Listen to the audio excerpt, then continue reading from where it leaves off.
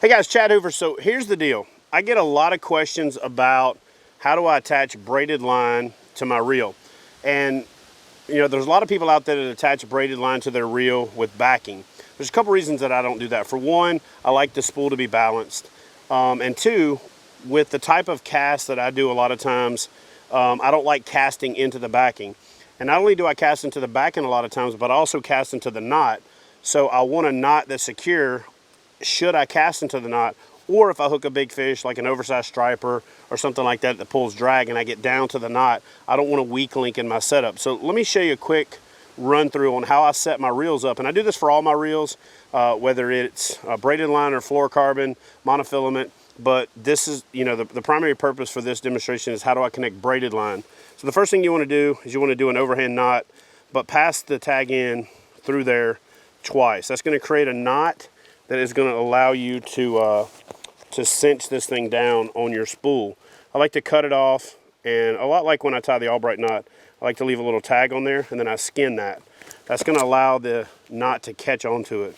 Then you just make what's called an arbor knot. You just make an overhand slip knot, just like that, and you pull it down to the knot is like that, and that's just a slip knot. Real simple. What you got to do though is you got to take the spool out of your reel by taking the side plate off, and then you got to pass your line through your worm gear. If you do this incorrectly, it's not going to work because it won't go through your reel. So just pass the line through the worm gear, and you can also do this before you tie the arbor knot. It makes it easier for me to tie it first, okay? So you bring that through and you bring the line out through the side plate.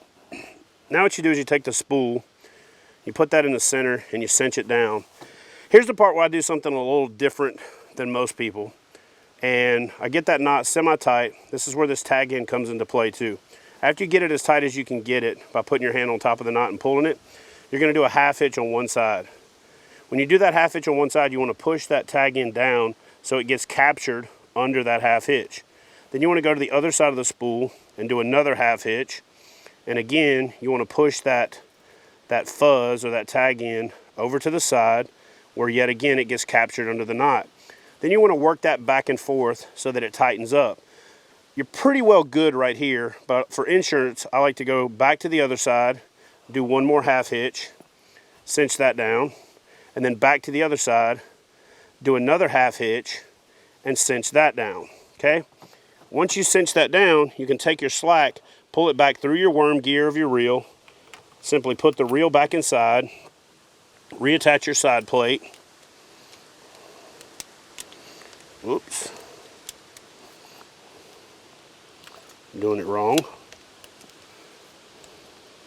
What in the hell? All right. Get that locked in place.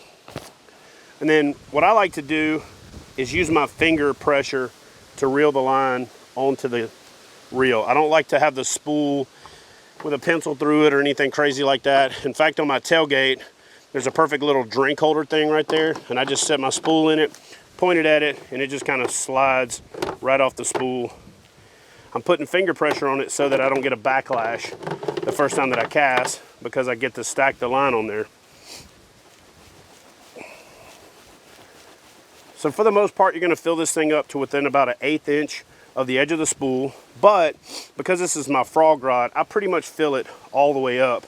And when I'm done with this, I'm not only going to show you why I use the setup that I use, but I'm going to make a cast and really demonstrate it. So again, I fill this up right to the edge of the spool.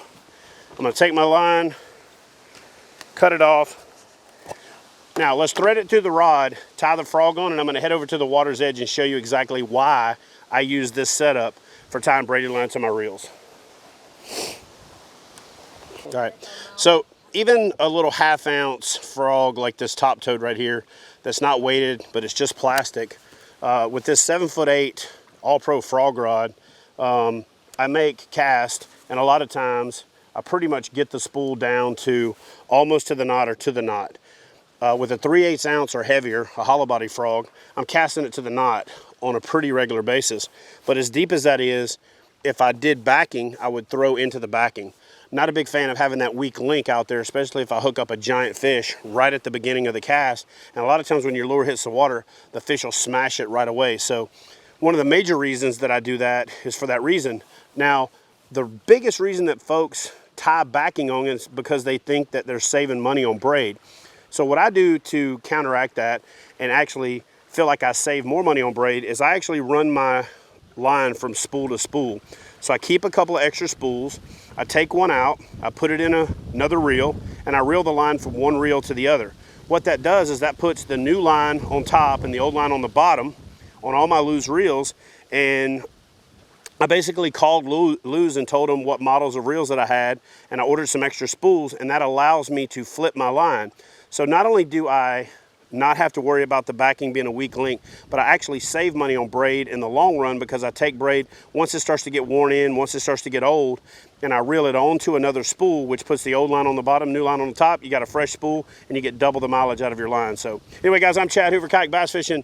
That's this week's tip on tying braided line to your reel, and not just tying braided line to your reel, but why I do it, why I think it saves you money, why it's more effective, and it actually makes your reels perform better because your spool is balanced in that you don't have lighter braid on the bottom and heavy fluoro on the inside, and the line comes off smooth. You can set your reel up properly, get better casts, less backlashes, and catch more fish. So y'all smash that thumbs up button if you like this video. Subscribe if you're new to the channel and haven't done so, and I'll see y'all next time.